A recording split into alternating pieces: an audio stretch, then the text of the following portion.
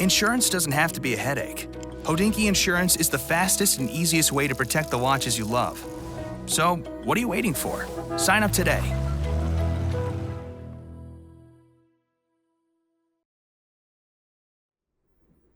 This one from the 70s is meant to measure biorhythms. And this, through a baffling combination of rows of numbers and colors and a little date window that is not a date window, right, purports to enable you to understand that. Oh, I can kind of act as an intermediary between your generation and Gen Z, and I think they would call it the vibes. It's a vibe watch. It really is.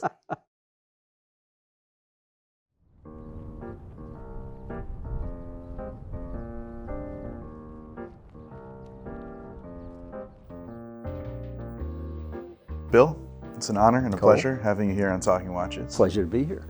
There's a century's worth of horological history on the table in front of us, but we're also in a very special place. And I'd like to talk about that first. And it's a place very close to your heart and dear to you. This is the Girlier Club, and it's about books, but primarily it's about collecting. I am a book collector, have been one since before I was a watch collector, but this seemed to me to be the right place to talk about collecting watches as well, because there's so many similarities. So there is sort of a shared philosophy between collecting books and collecting watches. And how have you developed both? And how did one translate to the other? This connects in part to what I do professionally, which is historic preservation. I'm a consultant, mostly here in New York City, for historic buildings.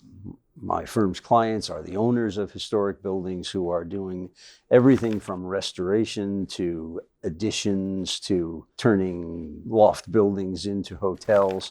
Buildings are dynamic things that change with time, and time is at the heart of it. And I think that this is somehow the same fascination that I've had since I was a kid that has made me a historic preservationist and a collector of watches. It's really kind of one thing. You say buildings are a dynamic, changing entity. Watches aren't. They're time capsules, right? They do age over time, but is there a point to be made about the differentiation between preserving a building and preserving a timepiece? They're certainly hugely different in scale. Watches are delicate, they're smaller, they're almost microscopic in some ways. But I'm not sure I agree that watches don't change with time. I mean, look at the fascination, particularly now with tropical dials, with unpolished cases. A watch that's taken a machine gun round in Vietnam. You know, there's always this sense of watches as marking the time that they go through. So there are 100 watches on the table, and I see an interesting theme has emerged when I am taking in this whole collection. Everything exists in more or less pairs, and that's sort of a unique collecting philosophy to you.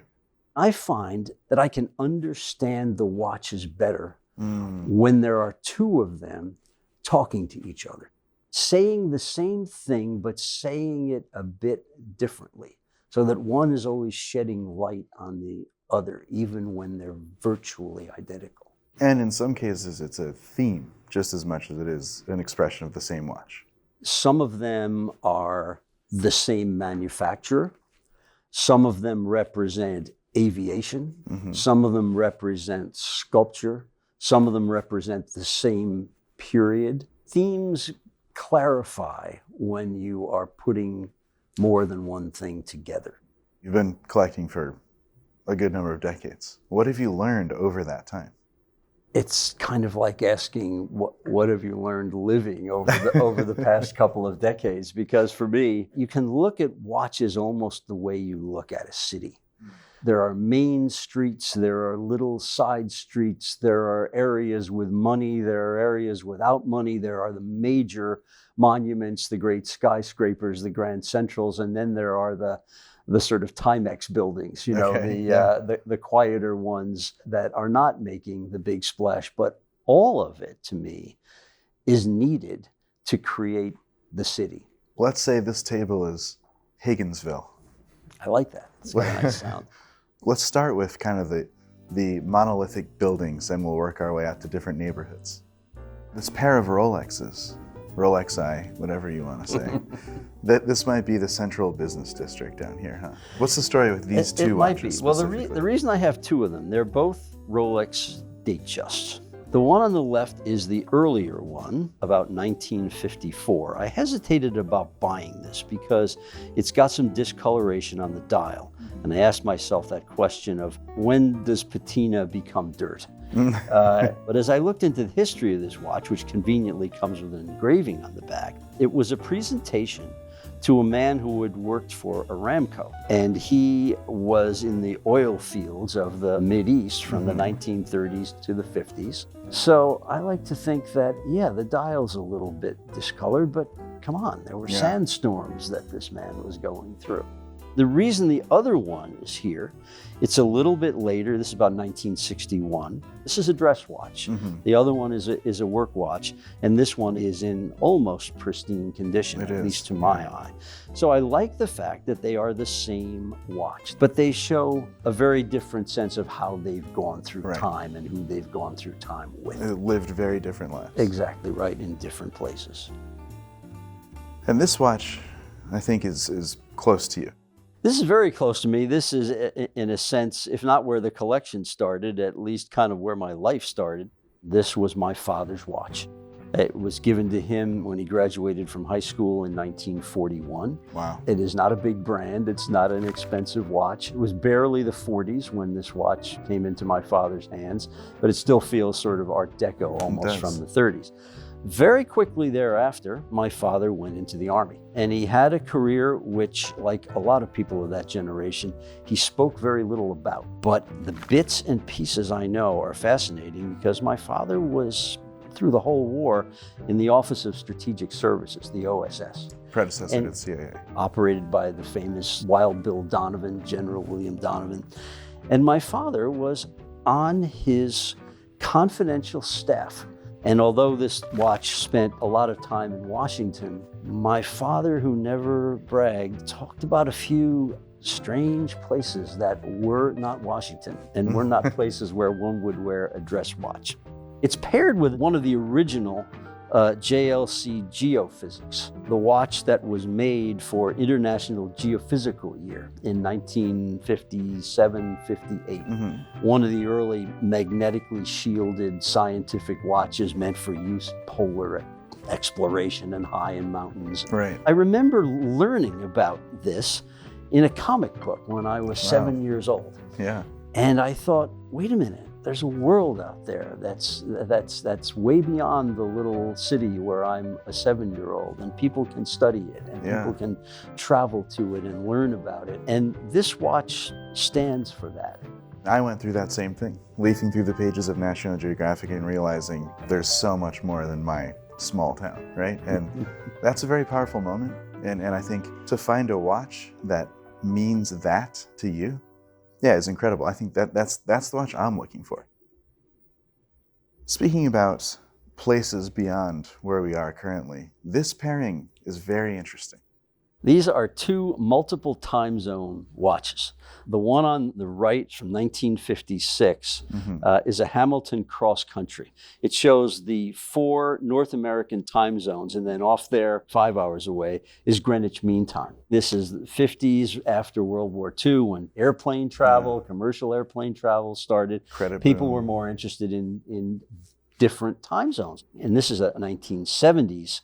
But this one has local time and then 4 cities around the world. But what's also fascinating about these watches to me is that multiple time zone function could bring about some really terrific graphic design. I mean, for my money, the Hamilton particularly is really one of the most graphically powerful American watches ever made. And to me, it's one of my favorite watches, regardless of price tag. We get kind of ahead of ourselves with GMT complications. This is incredibly simple and very handsome.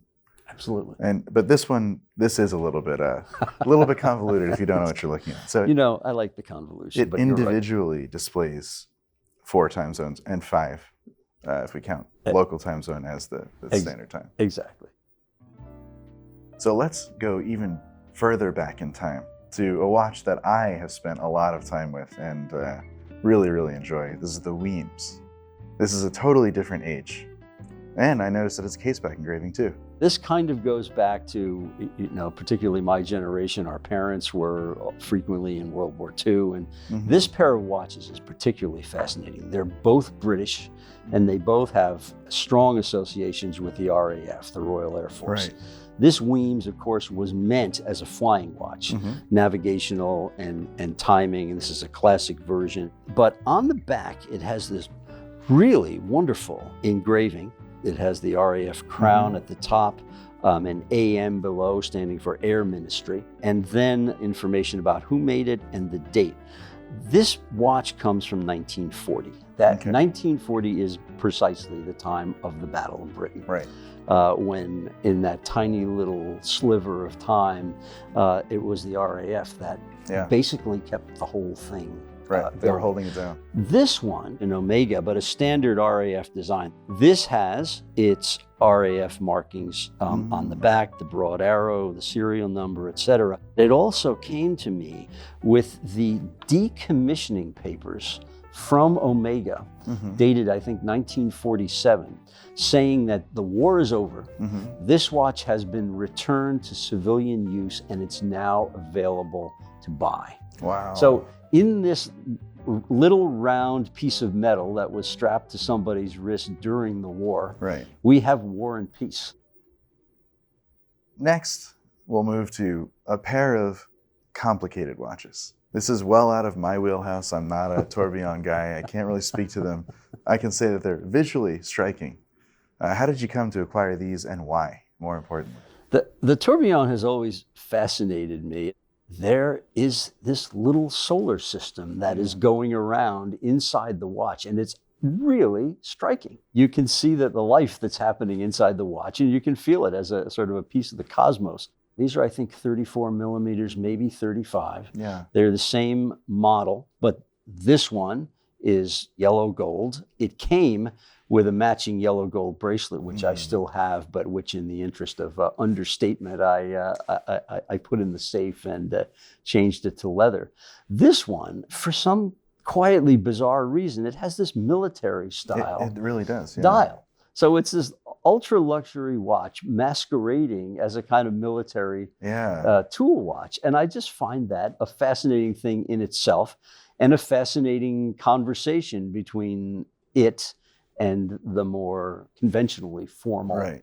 So the tourbillon is a complication which takes a little bit to work through and understand and wrap our heads around. There's one watch on the table that features a complication that's just so far out there, that's so abstract. And that's this Certina from the 70s. Absolutely. The 70s, it's all you need to know, right? I mean, post-mechanical watches can tell you all sorts of things, from your heartbeat to the weather to the altitude or whatever. But when you see mechanical watches telling or trying to tell you something other than the time, they get fascinating. But this one is meant to measure biorhythms. That was a 70s kind of thing. There's something, you may know more about it than I do. There's something inside that's, turning and moving around and affecting your mood and affecting your relationship to the world in general. And this, through a baffling combination of rows of numbers and colors and a little date window that is not a date window, purports to enable you to understand that. Well, I can kind of act as an intermediary between your generation and Gen Z, and I think they would call it the vibes, the seasons. So this watch can kind of just measure the vibe. It's a vibe watch. It really is. So that's a very interesting. And so this complication, we don't know how it works, and we don't even know how to read it or what it does. But on the other hand, we have a thermometer. So a thermometer in a mechanical watch. This comes out of earlier than the 70s, I presume. Yeah, I think this is probably from the 50s or the early 60s. And this might be the square in the city where we see this Michelangelo-esque sculpture or something like that in Higginsville. Watches are think I may run for mayor of that place. Watches are, among the other many things they're tiny kinetic sculptures. I'm thinking about this as maybe from the 50s, but it could easily be a bit earlier. I think there's something somewhat kind of proto-space age about this, but it definitely makes a sculptural statement, and it does it by adding these lugs to this pretty simple calatrava shape. But to me, one of the ultimate expressions in my watches is this one. What is this? This is a Gruen. It is a mystery watch. Instead of having hands, the motion of what carries the pointers is concealed. Okay. And what you see are just these little things moving around, sometimes an arrow on a disc. In this case, this little stick for the minute and this kind of rotating roulette ball, or more like satellite telling the hour, all concealed by this gold disc. I've never seen another example of this.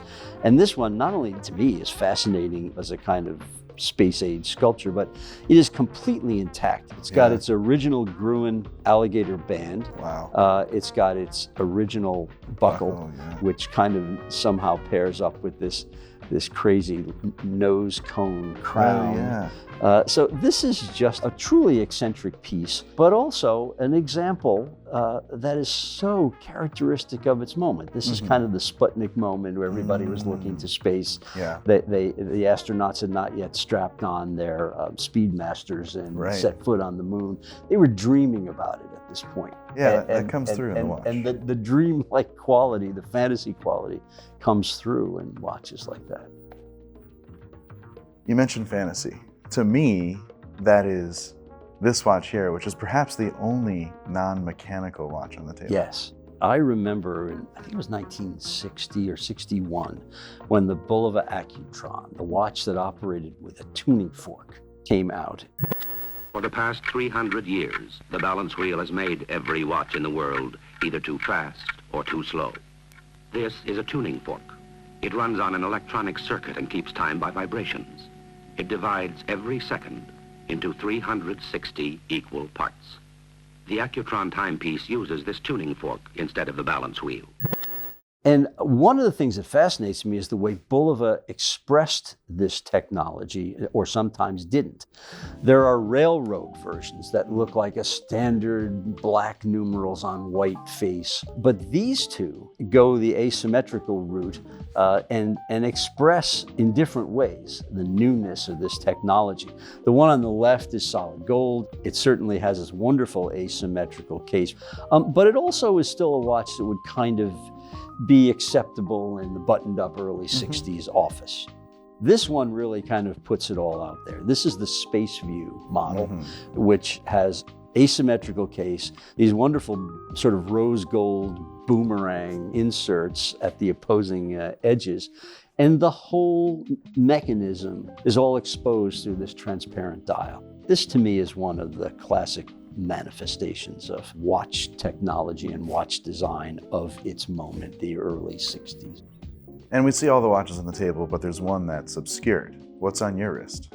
It's a Lord Elgin from, it's got a nice engraving, 1951 on the back. It's 14 karat gold. And I think this is a really simple, elegant watch. It keeps great time. These Lord Elgins did something with a free-sprung balance, and they're still great timekeepers.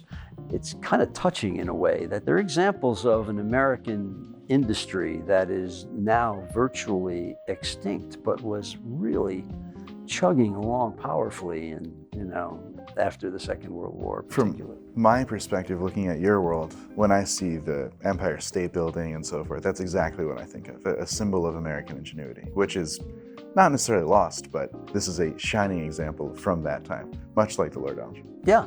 But a lot of folks might say that watchmaking, like many things, it's all gone to hell, We're going in a bad direction. Are you hopeful for the future of watch design and watch enthusiasm and collecting? Absolutely. And I think that one of the great acts of commercial and artistic genius is the way the mechanical watch industry responded to the quartz crisis. I remember in the 70s when those Seiko quartz ads appeared, and this new thing, and it was It kept time better than anything else ever. It has all of those benefits. But then the mechanical watch industry started to decline because if you wanted to know what time it was, really, use a quartz watch. But then this bold move of embracing the old technology, embracing its beauty, embracing its quality, embracing its connection to the human hand and the human mind. Absolutely brilliant. So I think now that the love of mechanical watches, and increasingly the love of quartz and later technologies for their sheer quality, that's, I hope and think, embedded in the culture now. And so I think there's a great future for watch collecting and for the continued manufacture and development of mechanical watches. Well, I'd like to thank you for all the work you've done preserving the buildings in New York City and contributing to scholarship in horology through an incredible collection and walking us through the thought behind it. Well, I'm glad you could visit my little city of watches with me, and I hope we have an opportunity to walk down some other streets in this city in the future.